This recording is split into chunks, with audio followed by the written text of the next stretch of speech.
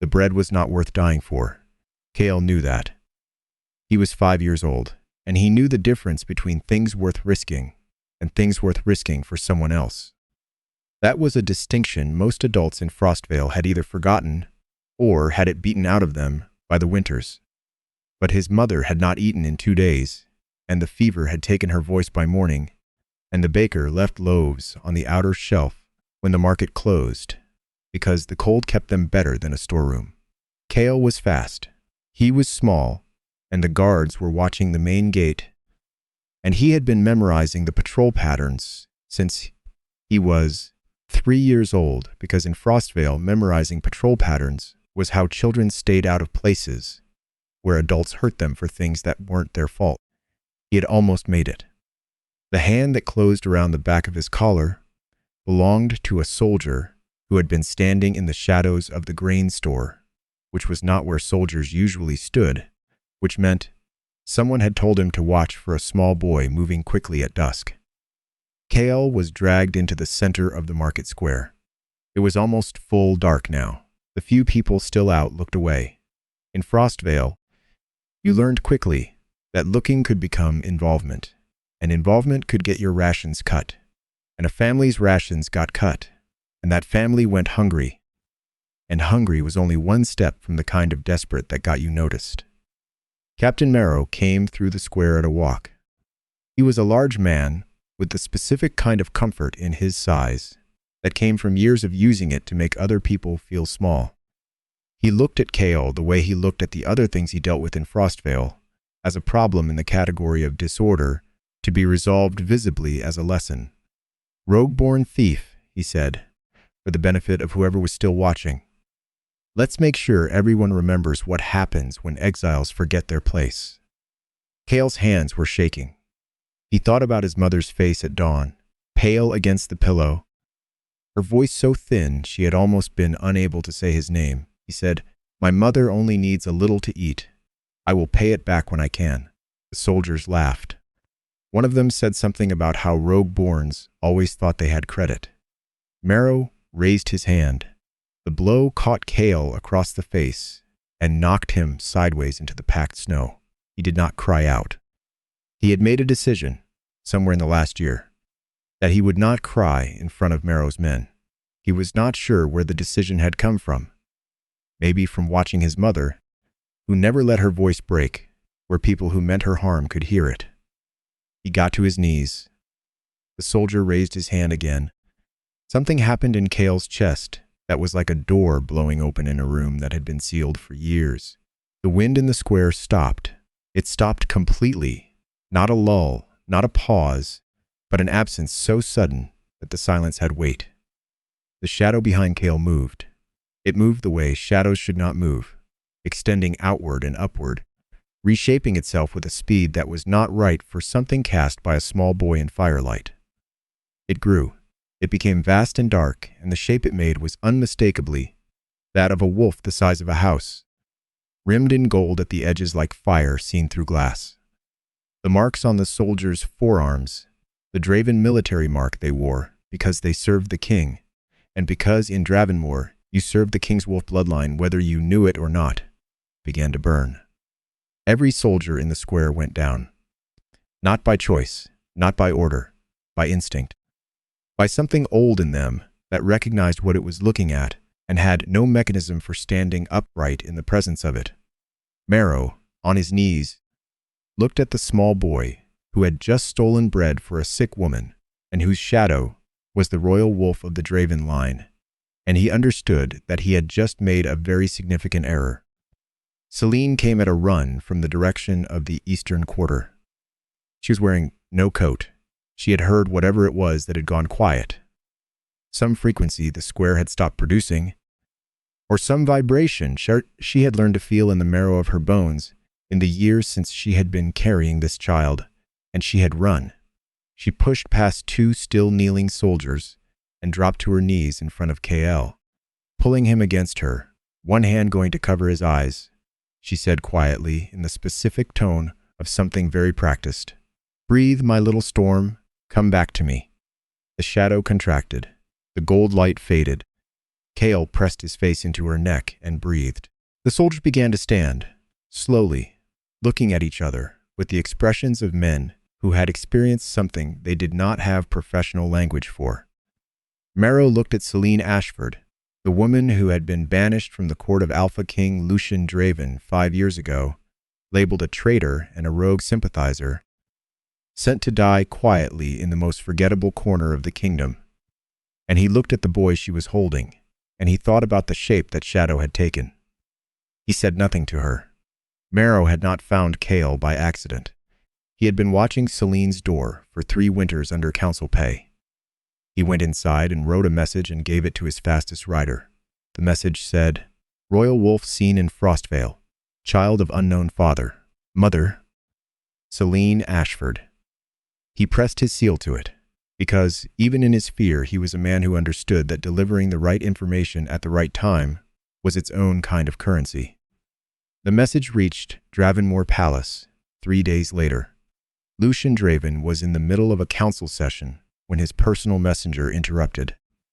He had not allowed Selene's name to be spoken in his presence for 5 years, not because he had stopped thinking about her, but because every time he did, he remembered the moment he had signed the banishment order and the way she had looked at him across the great hall. Not crying, not begging, not accusing, just watching him with a steadiness that had felt, in the moment, like the look of someone who had already decided something he had not yet been told. He read the message. He said nothing. Lord Erend Voss, seated across the table, said, "This is almost certainly a rogue deception, a false display designed to draw the king to the border." Lucian folded the message. He said, "If it is a deception, I will find that out when I arrive." Erend said, "The council strongly advises." Lucian said, "Noted." He stood up. He took his cloaks and his guard, and he rode north toward Frostvale. He told himself he was going to investigate a bloodline anomaly. He did not tell himself yet what he was afraid of finding. He saw her from 50 yards away. She was chopping wood in front of a house, so small it looked like it had been built apologetically, as if even the building understood it was not supposed to take up more space than absolutely necessary. She was thinner than he remembered. 5 years in Frostvale had taken the court softness from her and replaced it with something else. She moved with the economy of someone who had learned that warmth was not a given, that food required forethought, that kindness from strangers came with a cost that needed to be calculated before it was accepted. He had known her in the palace, where she had been remarkable and careful, and the most perceptive person in most rooms. He had loved that version of her. The version in front of him, now, had done something with that perceptiveness that went beyond the palace. She had built something out of it. A life, in the hardest conditions available, for her and a child he had not known existed. Frostvale had carved its survival into her posture. The cold of this border territory had gotten into the way she moved. A specificity of motion, no wasted energy. The body language of someone who had learned that warmth was a resource you managed. She did not look up when his horse stopped. She finished the split she was working on. Then she set down the axe and straightened and looked at him with the same steady eyes he had been seeing in his sleep for 5 years. She did not kneel. She said, "Your Majesty, Frostvale does not often receive royal attention, unless it needs to count the dead." Behind her, on the step of the small house, a boy was watching. He had dark hair and eyes that were currently the specific amber of a wolf, trying to decide whether something was a threat.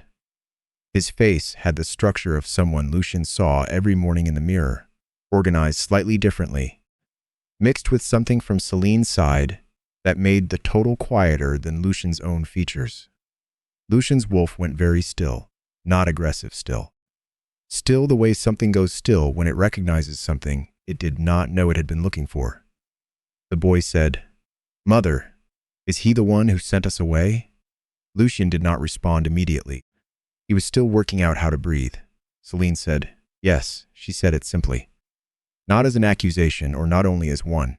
She said it the way you said yes to a question a child was old enough to ask and old enough to deserve a straight answer to. Lucian dismounted. He said, "What is his name?" Selene said, "Kale." Lucian said, "And his father?" She looked at him for a long moment. She said, "The man who signed a banishment order before his son had the chance to be born under a warm roof." She was not shouting. She was not crying. She touched the scar on her neck, a thin, discolored line he had not noticed until now, running beneath her jaw, and the touch was involuntary, the gesture of someone reaching for a wound that still hurt when certain things came close to it. She said, "Kale, go inside." Kale didn't move immediately. He looked at Lucian with the specific, assessing gaze of a 5-year-old who has had to develop strong opinions about which adults in his vicinity were safe. Then he went inside. Healer Anwen arrived that evening. She was a small, direct woman who had the manner of someone who had decided, at some point in the distant past, that she would rather be accurate than comfortable. She had delivered KL 5 years ago in this house, in the middle of a winter that had tried to kill both Selene and the child she was carrying. She had stayed in Frostvale afterward because she had a patient who could not leave, and because the evidence she was holding was not the kind of thing you left unguarded. She placed the cloth on the table. It was old linen, folded dark with a stain that had dried long ago. She said, "I was there the night Kale was born. I kept this." She produced a small piece of metal alongside it, a Draven military identification token she had found among the items confiscated from Selene's possession at Banishment, which had been carelessly left in the medical supply chest when the convoy departed. She placed Kale's cloth against the metal. The seal on the token lit up. Lucian looked at it. Selene watched him look at it. Kale, who had been allowed to return from the back room, came to stand beside his mother. Anwen said, "There is also the mark." She looked at Kale. Selene said quietly, "You can choose." Kale thought about it. He pulled his collar aside to show the birthmark behind his left shoulder. Small, silvery white, shaped unmistakably like a crown. It was the mark that appeared only in the direct bloodline. Not cousins, not allies, not adjacent kin, direct. Lucian's wolf bowed its head, not to Lucian, to the boy. Lucian said, "How do I understand why she couldn't tell me?" Anwen showed him the scar. She explained what the scar was. An oath-binding curse, placed by someone with access to the old council magic. It locked a single truth. If Selene had said the words, "I am carrying the king's child," in a formal proceeding, the curse would have attacked the pregnancy. She said, the silence in that courtroom was not her guilt. It was the only protection she could give her child. Lucian sat with that. He had spent 5 years building a version of the past that allowed him to function. In that version, Selene had been guilty of something, or at least not entirely innocent, and his decision had been a terrible but necessary act of governance. And banishment had been an act of mercy rather than condemnation. He had to take that version apart now. He said, "I thought banishment was mercy." Selene said, "Mercy would have been believing me before you punished me." Her voice was even. She was not performing the anger. She was simply stating the arithmetic. Lucian said, "I didn't know," she said. "I know you didn't know. That is not the same as forgiveness. My son is not evidence for you to use to make your conscience quieter." She said it directly. She let him sit with that too. Lord Aaron's messenger arrived at dawn. The letter was courteous and precise and absolutely clear in what it was. A threat that had been dressed in the language of constitutional procedure. It stated that the bloodline of the child known as KL could not be formally recognized without council verification, that the banished Luna's testimony was inadmissible, and that if Lucian attempted to bypass the council process, the council would have no choice but to initiate formal proceedings under the Succession Stability Clause. The clause allowed the council to suspend a king's authority if his heir's situation was considered destabilizing. In other words, confirm the boy is your son through our process, which we control, or we take the crown from you while we decide. Selene looked at the letter. She said, "He is not going to verify KL. He is going to bury him." She said it without surprise. She had always known that if KL became visible, this would happen. It was why she had spent 5 years teaching her son to be careful, to keep the wolf quiet, to stay below the sight line of people who sorted others by their usefulness. She found the signs 2 days later. Small things. Boot prints in the snow that circled the house. A council mark scratched faintly into the post at the northern road. A pattern she recognized from the years she had spent in court learning to read the grammar of political surveillance. She told Lucian about the tunnel that ran under the market district to the old granary. It had been dug by the first generation of Frostvale exiles as an emergency evacuation route, and it was not on any official map, and it connected to a drainage channel that ran under the north wall of the border fortress. Lucian said, "How do you know this?" he said. "Because for 5 years I have been the person who might need to disappear quickly, and I made it my business to know every door." Kale was taken before they could move. He had gone to return the bread, not the stolen loaf. Selene had paid for that out of the last of her coin when Lucian arrived, and the situation made spending it feel possible. He had gone to return a different loaf, one he had taken 3 weeks before, because he did not want anyone to call his mother the parent of a thief, and because his personal accounting of the world required that debts be settled. Marrow's men were waiting. Erend had not waited for subtlety. Kale fought, but they had silver-threaded chains that suppressed young wolf bonds, and he was 5 years old. When Selene arrived at the square, the chains were already on her son's wrists, and Marrow was holding a letter from Erend authorizing the child's transport to the capital for bloodline verification. Lucian arrived a moment later. Erend's letter was also in his hand. It said, in its courteous and precise way, "The council offers one arrangement. The king surrenders his claim to the child for formal assessment. The woman known as Selene Ashford is returned to her prior status as exiled traitor, and the council will ensure the heir question is managed with minimal disruption to the succession. In other words, give up your son or lose your throne." Lucian looked at Selene. She said, "You know how to lead men into a fortress."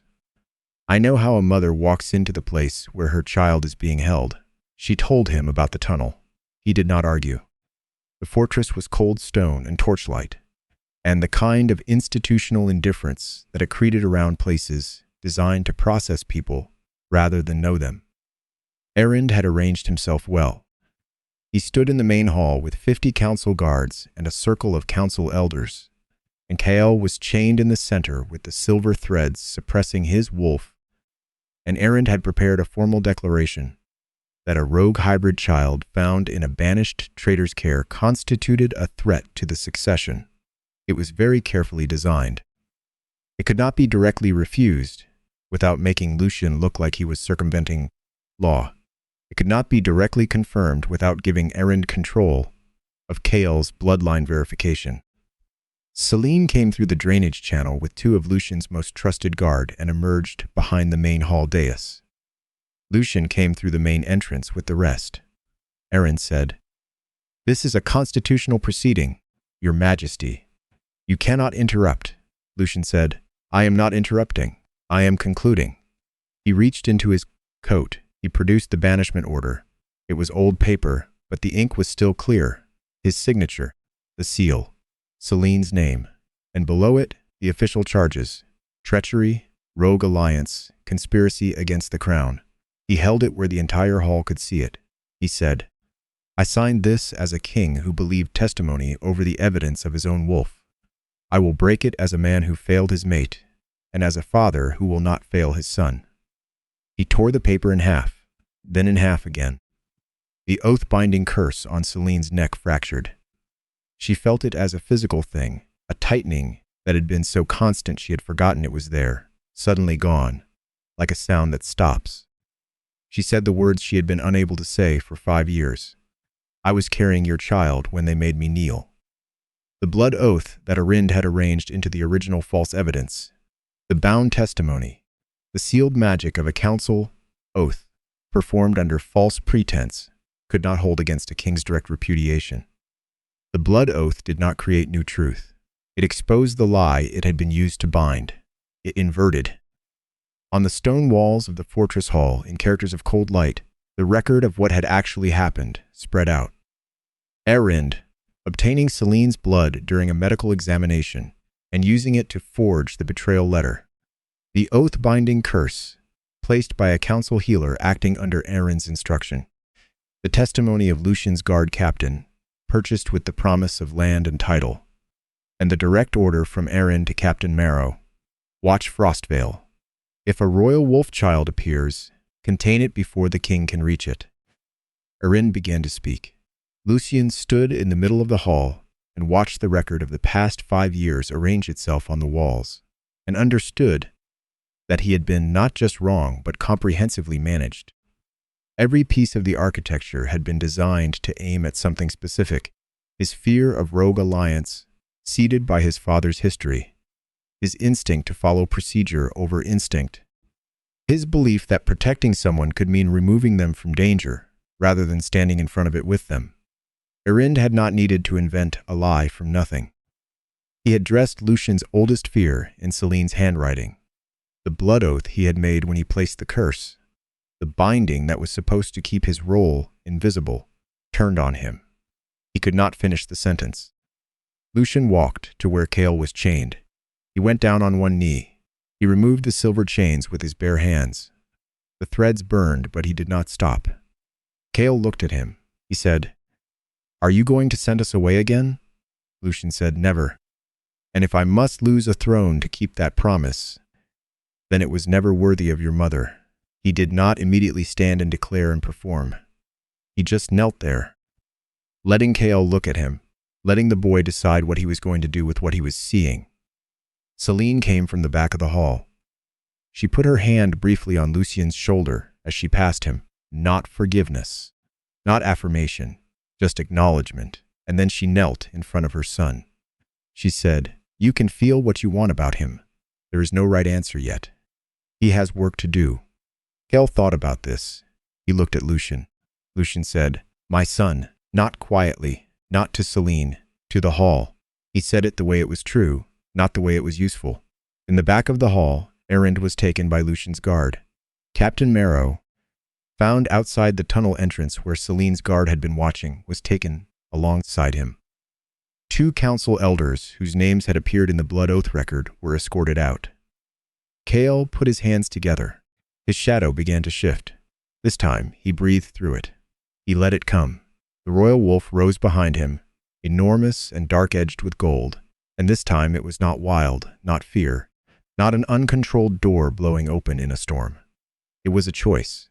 The soldiers in the hall, not just Lucian's, but the council guards too, the border troops, every man who wore a Draven mark, went to their knees, because the bloodline was present and real and had not been stolen after all. Kael looked at the wolf his shadow made. He said quietly to his mother, "Is this okay?"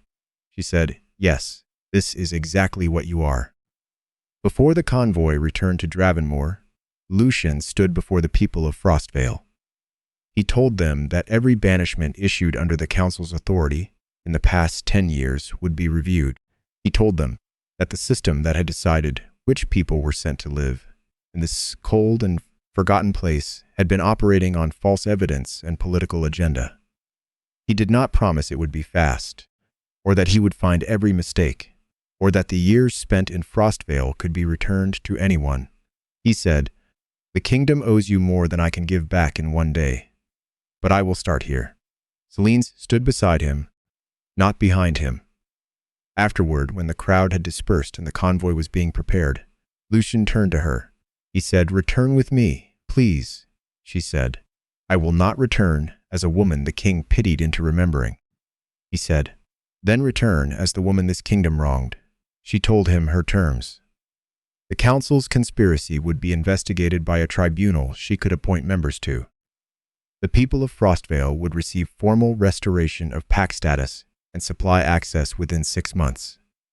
Kael would be recognized as her son before he was named anyone's heir.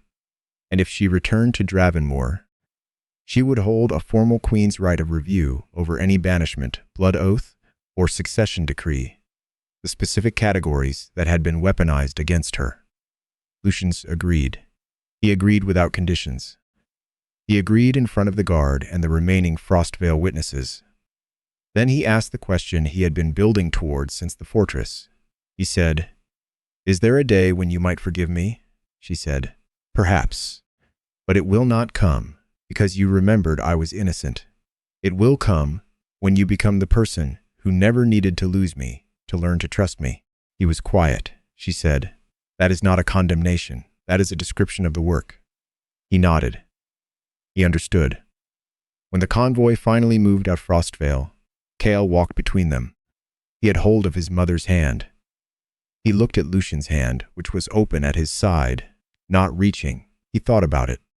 He was 5 years old, and he had spent 5 years learning to be careful about which hands were safe to take hold of. His mother's hand, always safe. Anwen's hand, safe. The hands of the 2 or 3 adults in Frostvale who had been kind without wanting something in return. Safe. This hand was the hand of the man who had signed the paper. It was also the hand that had torn the paper in half. Kale thought about the difference between those two things. He thought about what his mother had said, that the work was not finished, but that it had started. He put his hand in Lucian's.